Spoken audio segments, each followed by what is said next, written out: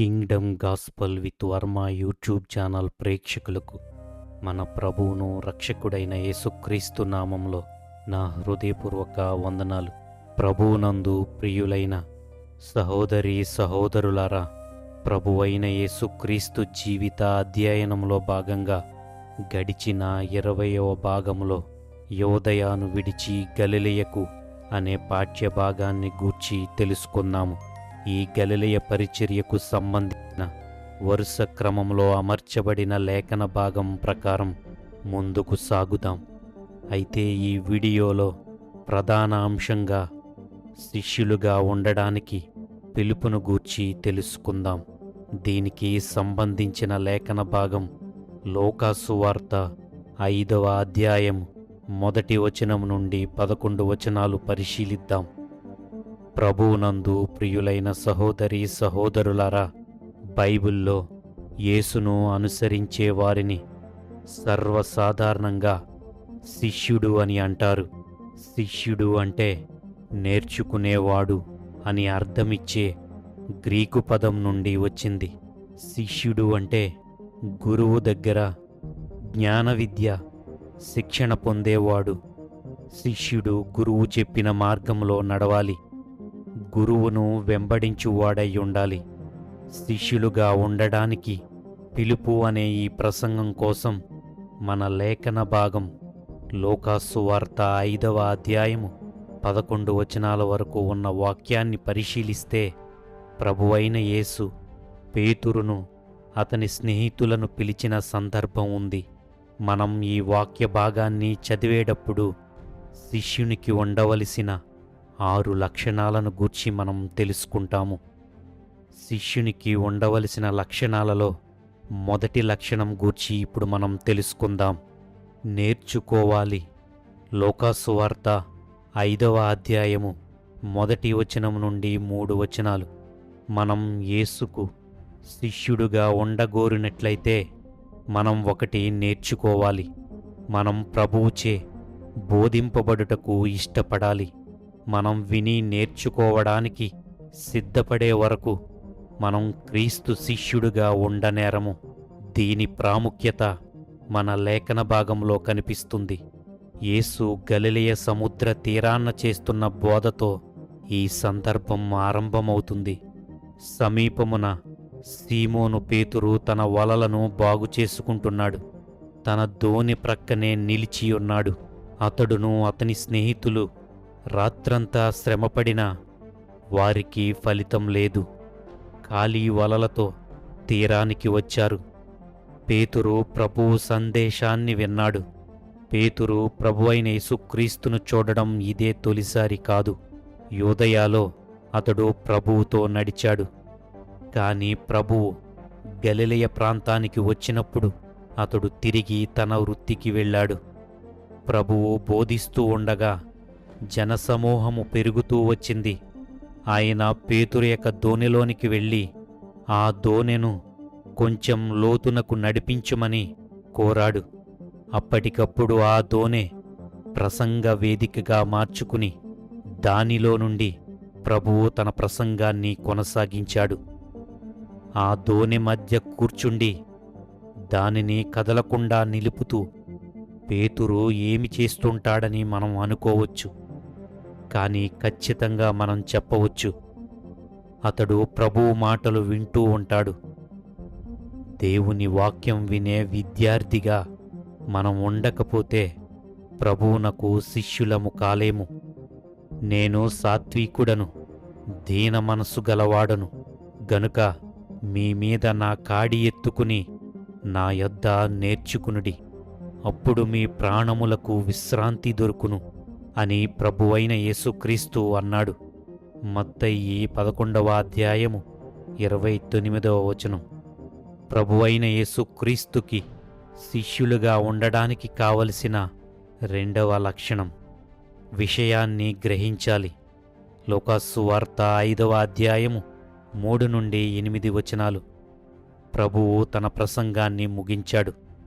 జనసమూహం దగ్గర తన పని అయిపోయింది. కానీ పేతురుతో మాత్రం కాదు. పేతురు దగ్గర సామర్థ్యం ఉంది. అంతేగాక అతడు నేర్చుకొనవలసిన అనేక సంగతులు ఉన్నాయి. చేపలు పట్టుటకు మీ వలలు వేయుడని ఆయన సీమోను పేతురునకు ఆజ్ఞాపించాడు. లూకా 5వ అధ్యాయము 4వ వచనం. మనం యేసునకు శిష్యులుగా ఉండగోరితే మనం ప్రభువు మాటలను గ్రహించవలసిన వారమై ఉండాలి. మనం యజమానుడికి ఆదేశాలు ఇవ్వలేం, ఆయనే మనకు ఆదేశాలు ఇస్తాడు. ఏలినవాడు అనేది బలమైన పదం. అలాంటి పదాన్ని పేతురు ఇక్కడ ఉపయోగించాడు. ఏలినవాడు సలహాలు మరియు ఆలోచనలు చెప్పడు. ఏలినవాడు ఆజ్ఞాపిస్తాడు. ప్రశ్నించకుండా లోబడవలసిన ఆజ్ఞలను మాత్రమే ఇస్తాడు. తన నావను లోతునకు తీసుకెళ్లడం పేతురునకు అవివేకంగా తోచియుండవచ్చును. తాను వలలు విసిరేటప్పుడు ఇబ్బందిగా అనిపించియుండవచ్చును. తీరాన ఉన్న జాలరుల అవహేళనకు గురి అయ్యుండవచ్చును. అయినా యజమాని ఆజ్ఞాపించిన దానిని అతడు చేశాడు. తర్వాత ఒక అద్భుతం జరిగింది. చేపలతో నిండిన వలలను దోణిలోనికి లాగారు. రాత్రంతా శ్రమపడి ఒక్క చేపను కూడా పట్టని చోట ప్రభువు మాట విని వలవేసిన చోట విస్తారమైన చేపలు పట్టిరి. ఎంతగా అంటే వలలు పిగిలిపోయే అంతగా. ఎంతగా అంటే వేరొకరి సహాయము అవసరమయ్యేంతగా. అంటే 2 దోణెలు ములుగునంతగా చేపలు వారి వలలో పడ్డాయి. ఈ సందర్భాన్ని బట్టి మనం నేర్చుకొనవలసినది ఏమిటంటే, మనం క్రీస్తు శిష్యులమై ఉండాలంటే ఆయన సమస్తానికి ఏలినవాడయ్యున్నట్లు మనం నమ్మికయుంచాలి. మనం ఆ విశ్వాసముతో పనిచేయాలి. క్రీస్తు శిష్యుడిగా ఉండగోరువానికి ఉండే 3వ లక్షణం గురించి ఇప్పుడు తెలుసుకుందాం. అంగీకరించాలి. లూకాసు వార్త 5వ అధ్యాయము 8 నుండి 10 వచనాలు. పేతురు ప్రభువు చేసిన కొన్ని మహా అద్భుతాలను చూశాడు. నీళ్లను ద్రాక్షారసంగా మార్చడాన్ని అతడు చూశాడు. యోహాను సువార్త 2వ అధ్యాయము 1 వచనం నుండి 11 వచనాలు. ప్రధాని కుమారుడిని బాగు చేయడం చూశాడు. యోహాను సువార్త 4వ అధ్యాయము 46వ వచనం నుండి 54 వచనాలు. అనేకమైన ఇతర సూచక క్రియలను, అద్భుతాలను క్రీస్తు చేయగా పేతురు చూశాడు. యోహాను సువార్త 2వ అధ్యాయము 23వ వచనం. అయితే విస్తారమైన చేపలు పట్టిన అద్భుతం అతన్ని ఎక్కువగా ప్రభావితం చేసింది. ఎందుకంటే పేతురు జీవన విధానానికి సంబంధించినది. పేతురు యేసును నూతన దృష్టితో కనుగొన్నాడు. తనను తాను క్రొత్త వెలుగులోనే చూసుకున్నాడు. వెంటనే తనలోని లోపమును కనుగొని ఆందోళన చెందాడు. పేతురు ప్రభువు ఎదుట మోకాళ్ల మీద సాగిలపడ్డాడు. ప్రభువా, నన్ను విడిచిపొమ్ము, నేను పాపాత్ముడనని అన్నాడు. 8వ వచనం. దేవుని మహిమకు, శక్తికి ప్రభావితులైన జనులు ఎలా స్పందించారో అతడు కూడా అలాగే స్పందించాడు. ఆదికాండం 18వ అధ్యాయము 27వ వచనం. యోబు 42వ అధ్యాయము 4వ వచనం. యెషయా 6వ అధ్యాయము 5వ వచనం. నీవు యేసు శిష్యుడవైతే 2 సత్యాలను అంగీకరించాలి. మొదటిది, ఆయన సర్వస్వమని నీవు అంగీకరించాలి. తన పాపపు స్థితిని ఒప్పుకుంటూ పేతురు యేసును ఎలా సంబోధించాడో ఇక్కడ మనం చూడాలి. ప్రభువా అని అతడు ఆయనను పిలిచాడు. నీవు రక్షింపబడాలంటే యేసు ప్రభువని నీ నోటితో ఒప్పుకోవాలి అని పౌలు తెలియజేశాడు. రోమీయులకు రాసిన పత్రిక 19వ అధ్యాయము 9వ వచనం. ఇక రెండవది, ఆయనే మన సర్వస్వమని మనం ప్రభువును గుర్తించిన తర్వాత ఆయన అవసరం మనకు ఉన్నట్లు అంగీకరించాలి. ఎవడైతే స్వయం సంపూర్ణుడు అంటే స్వతంత్రంగా పూర్తిగా ఉండగల వ్యక్తియందు ఆయనకు స్థలం ఏమాత్రమూ ఉండదు. ఎందుకంటే స్వయం సంపూర్ణుడి ఆలోచన ధోరణి ఎలా ఉంటుందంటే, ప్రభువా, నేనెంతటి మంచివాడను చూడు, నేను ఎంతటి తెలివిగలవాడను, నేను అన్నిటినీ సాధించగలను అనే ధోరణిలో ఉంటాడు. అయితే దీనికి భిన్నంగా ఆయన ఎదుట మనం విధేయత చూపించాలి. ఆయన పాదముల ఎదుట సాగిలపడి మన బలహీనతలను గుర్తించి ఆయన మీద ఆనుకునే అవసరతను ఎరిగిన వారిని, ఆయన పాదముల ఎదుట సాగిలపడి మన బలహీనతలను గుర్తించి ఆయన మీద ఆనుకునే అవసరతను ఎరిగిన వారిని మాత్రమే క్రీస్తు ఉపయోగించుకొనగలడు. దేవా, పాపినైన నన్ను రక్షించుము అని నీవు చెప్పడానికి సిద్ధపడినవాడవై ఉండాలి. లూకాసు వార్త 18వ అధ్యాయము 13వ వచనం. ప్రభువైన యేసుక్రీస్తుకి శిష్యులుగా ఉండడానికి కావలసిన 4వ లక్షణం మార్చుకోవాలి. లూకాసు వార్త 5వ అధ్యాయము 10వ వచనం. తనకును ప్రభువుకును మధ్య ఉన్న తేడాను గ్రహించాడు. ప్రభువు యొక్క శక్తి సామర్థ్యాలను గుర్తించాడు. ప్రభువు దగ్గర ఉండడానికి కూడా తనకు యోగ్యత లేనివాడిగా తన స్థితిని తెలుసుకుని నన్ను విడిచిపొమ్మని అతడు ఆయనతో అన్నాడు. భయపడకము, ఇప్పటి నుండి నీవు మనుషులను పట్టువాడవై ఉందు అని సీమోను పేతురుతో చెప్పెను. 10వ వచనం. పట్టుదువు అనే పదం వర్తమాన కాలంలో ఉండి కొనసాగించే కార్యాన్ని సూచిస్తుంది. అది ఏదో ఒక్కసారి చేసే అద్భుతం కాదు, అది జీవితాంతం కొనసాగే వృత్తిగా ఉంటుంది. పైగా పట్టుదువు అని తర్జుమా చేయబడిన గ్రీకు పదానికి సజీవముగా పట్టుకునుట అనేది అసలైన అర్థం. లోకమునకు జీవమునిచ్చు యేసు వద్దకు వారు జనులను తీసుకుని వస్తారు. యోహాను సువార్త 6వ అధ్యాయము 63వ వచనం. ఈ పిలుపును ఇలా రాస్తున్నాడు: నా వెంబడి రండి, నేను మిమ్ములను మనుషులను పట్టు జాలరులుగా చేతును. మత్తయి సువార్త 4వ అధ్యాయము 19వ వచనం. మార్కు సువార్త 1వ అధ్యాయము 17వ వచనం. పేతురు చేపలు పట్టడానికి గతంలో దృష్టి పెట్టాడు.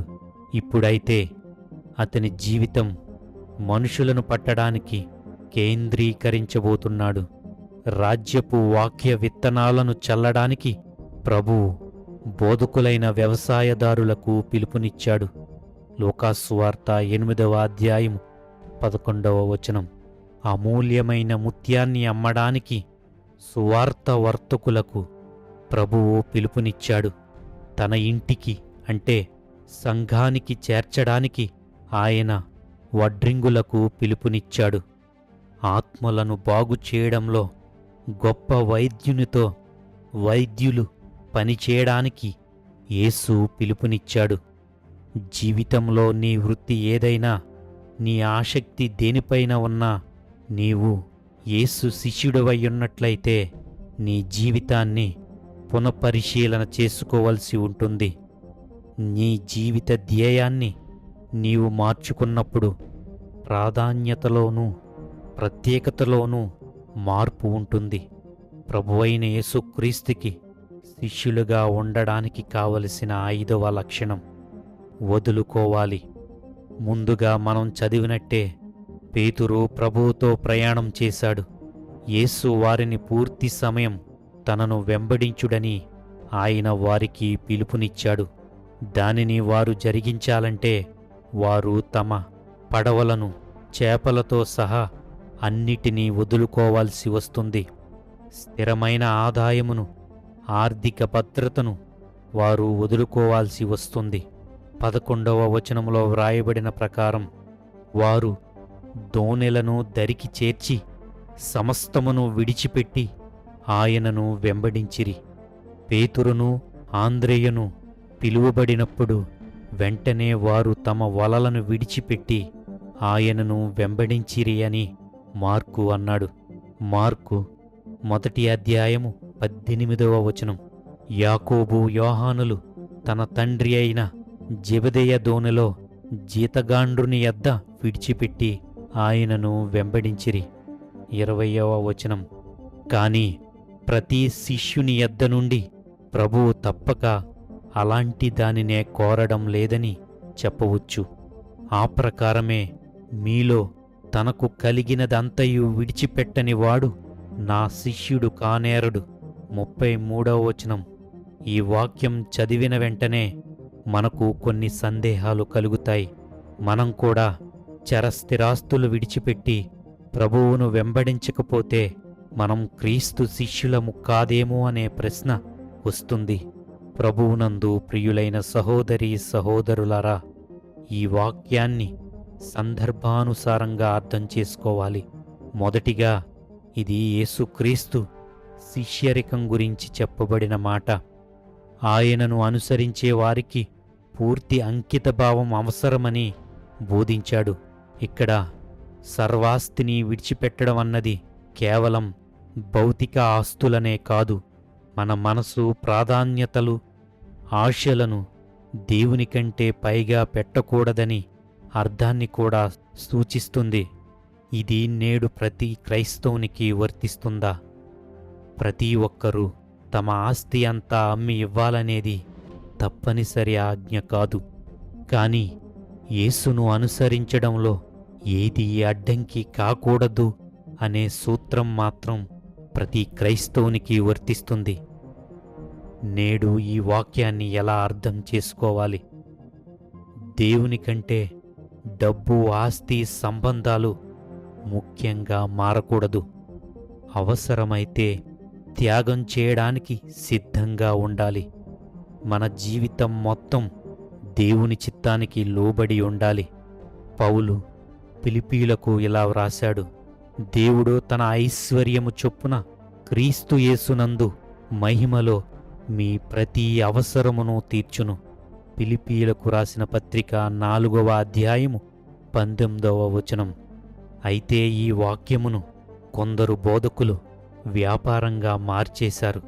నీవు 100 ఇస్తే నీకు 1000 ఇస్తాడని, నువ్వు 10,000 ఇస్తే ఆయన నీకు 1,00,000 ఇస్తాడని పూర్తిగా వాక్య వ్యతిరేకమైన బోధలు చేసి విశ్వాసులను తప్పుదోవ పట్టిస్తున్నారు.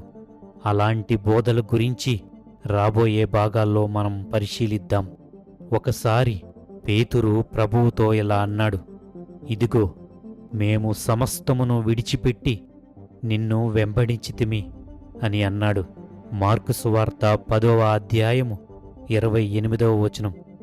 అందుకు ఆయన వారికి ఈ విధంగా అభయమిచ్చాడు: నా నిమిత్తమును, సువార్త నిమిత్తమును ఇంటినైనను, అన్నదమ్ములనైనను, అక్క చెల్లెలనైనను, తల్లిదండ్రులనైనను, పిల్లలనైనను, భూమినైనను విడిచిపెట్టినవాడు ఇహమందు హింసలు పొందువారు నూరంతలుగా రాబోవు లోకమందు నిత్యజీవము పొందునని మీతో నిశ్చయముగా చెప్పుచున్నానెను. అయితే ప్రభువు చెప్పిన ఈ మాటలు చదివినప్పుడు అపార్థం చేసుకునే అవకాశం ఉంది. నా నిమిత్తము అన్నదమ్ములను, అక్కచెల్లెలను, తల్లిదండ్రులను, పిల్లలను విడిచిపెట్టని వాడు అనే మాటను చదువుతున్నప్పుడు ప్రభువు శిష్యుడుగా ఉండాలంటే ఈ బంధాలన్నిటినీ విడిచిపెట్టాలేమో అనే ఆలోచన వస్తుంది. కాని అదే ప్రభువు ఆ బంధాలన్నిటినీ ప్రేమించమని ప్రభువే చెప్పాడు. తల్లిదండ్రులను సన్మానించమన్నాడు. ఎఫీసీ 6వ అధ్యాయము 2వ వచనం. పిల్లలకు కోపం రేపొద్దన్నాడు. ఎఫీసీలకు రాసిన పత్రిక 6వ అధ్యాయము 4వ వచనం. భార్యను విడువక ప్రేమించమన్నాడు. ఎఫీసీలకు రాసిన పత్రిక 5వ అధ్యాయము 25 నుండి 30 వచనాలు. ప్రభువు బంధాలకు వ్యతిరేకమైన వాడైతే సన్మానించమని, ప్రేమించమని, పోషించమని ఎందుకు చెబుతాడు? ఈ వాక్యం చెప్పబడింది కొన్ని ప్రత్యేకమైన పరిస్థితుల్లో ఈ విధంగా జరుగుతుంది. ఎలా అంటే, ప్రతి క్రైస్తవుడు తప్పనిసరిగా తన ఇల్లు, కుటుంబం వదిలివేయాలని అర్థం కాదు. సంపూర్ణంగా శిష్యులుగా ఉండడానికి పేతురు, యాకోబు, యోహాను, ఆంద్రియతో పాటు కొంతమందికి అంటే అపోస్తలులుగా పంపబోతున్న వారికి ఉపదేశించి చెబుతున్న మాటలు ఇవి. ఈ వాక్యం మనకు ఎలా వర్తిస్తుందంటే, యేసు కోసం ఏదైనా కోల్పోవడానికి సిద్ధంగా ఉండాలి, అవసరమైతే త్యాగం చేయాలి. ఆయనను అనుసరించడంలో జీవితంలో మొదటి ప్రాధాన్యతగా ఉండాలి. ప్రభువైన యేసుక్రీస్తు శిష్యుడిగా ఉండడానికి కావలసిన 6వ లక్షణం, నీవు ఏదో ఒకటి చేయాలి. 11వ వచనం, ప్రభువునందు ప్రియులైన సహోదరీ సహోదరులారా, మనం ఏదో ఒకటి చేయవలసిన అవసరత ఉంది. ప్రత్యేకించి మనం ఆయనను వెంబడించాలి. పేతురును తక్కిన వారును సమస్తమును విడిచిపెట్టి ఆయనను వెంబడించిరి అని మన లేఖన భాగం చెబుతుంది. వెంటనే వారు తమ వలలను విడిచి ఆయనను వెంబడించారని మత్తయి, మార్కు నొక్కి చెబుతున్నారు. మత్తయి సువార్త 4వ అధ్యాయము 20-22 వచనాలు, మార్కు సువార్త 1వ అధ్యాయము 18-20 వచనాలు. ఎవడైనను నన్ను వెంబడింపగోరిన ఎడల తన సిలువనెత్తుకుని నన్ను వెంబడింపవలనని ప్రభువు అన్నాడు. పేతురుగాని తక్కిన వారికి గాని క్రీస్తును వెంబడించడం అంతా తేలికైన పని కాదు. యేసును వెంబడించడంలో శిష్యులు శత్రుత్వాన్ని, కష్టాలను, చివరకు మరణాన్ని సహా అన్నిటినీ అనుభవించవలసి వచ్చింది.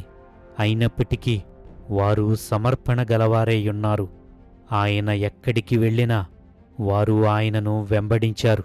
ఇప్పటికింకను నేటి కాలంలో కొందరు ఆయన శిష్యులుగా ఉండకపోవచ్చు. మన కొరకు మరణించి మనల్ని రక్షించు వానియందు విశ్వాసముంచువాడై ఉండాలి. నేనే ఆయనను అంటే మెస్సీయను అంటే రక్షకుడు అని మీరు విశ్వసించని ఎడల మీరు మీ పాపములలోనే ఉండి చనిపోవుదురు. యోహాను సువార్త 8వ అధ్యాయము 24వ వచనం. రక్షింపబడడానికి రక్షకుడైన యేసుక్రీస్తు ఆజ్ఞ ఏమంటే, రక్షణ సువార్తను నమ్మి పాపక్షమాపణ నిమిత్తం బాప్తిస్మం పొందాలి, అంటే నీట ముంచాలి. మత్తయి సువార్త 16వ అధ్యాయం 16వ వచనం. నీవు క్రైస్తవుడుగా అయ్యుంటే నీ యావజ్జీవితము ఆయనను వెంబడించవలసి ఉంటుంది. శిష్యుడిగా ఉండగోరడంలో మనం పలు అవసరతలను గూర్చి తెలుసుకున్నాము. మనం నేర్చుకోవాలంటే మనం వాక్యపు విద్యార్థులమై ఉండాలి. మనం గ్రహించాలంటే ప్రభువైన యేసు మన జీవితాలకు ఏలినవాడై ఉండాలి. మనం అంగీకరించాలి. మన శక్తిహీనతను అంగీకరించి క్రీస్తుపై ఆనుకోవడం యొక్క అవసరతను గుర్తించాలి. మనం మార్చుకోవాలి. మన జీవితపు ధ్యేయాన్ని మార్చుకోవాలి. ప్రభువును మహిమపరుస్తూ ఇతరులను ఆయన వద్దకు నడిపిస్తూ ఉండాలి. మనం వదులుకోవాలి. ప్రభువును హృదయపూర్వకంగా సేవించకుండా ఆటంకపరిచే దేనినైనా మనం వదులుకోవాలి. ఆయన యందు నమ్మకం, ఎలాంటి పరిస్థితికైనా సిద్ధపడాలి. మనం ఒకటి చేయాలి, ఆయనను వెంబడించడానికి ఇష్టపడాలి. ఆయన శిష్యుడై ఉండగోరువానికి కావలసినదంతా మనం కలిగి ఉన్నామా? మనల్ని మనమే పరీక్షించుకోవాలి. ఈ గలిలయ పరిచర్యకు సంబంధించిన మరిన్ని వాక్య భాగాలను, ప్రభువైన యేసుక్రీస్తు చేసిన అద్భుతాలను గూర్చి మరొక భాగంలో తెలుసుకుందాం. వచ్చే భాగంలో మళ్ళీ కలుద్దాం. మన తండ్రి అయిన దేవుని నుండియు మన ప్రభువును రక్షకుడైన యేసుక్రీస్తు నుండియు కృపయు సమాధానమును సత్య సంబంధులైన సహోదరీ సహోదరులందరికీ కలుగునుగాక. ఆమేన్. లైక్ చేసి ప్రోత్సహించండి. షేర్ చేసి ఈ రక్షణ సువార్తను విస్తరించండి. సబ్స్క్రైబ్ చేసి ప్రభువు ద్వారా వచ్చిన సమాధానమను బంధముతో చెయ్యి కలపండి.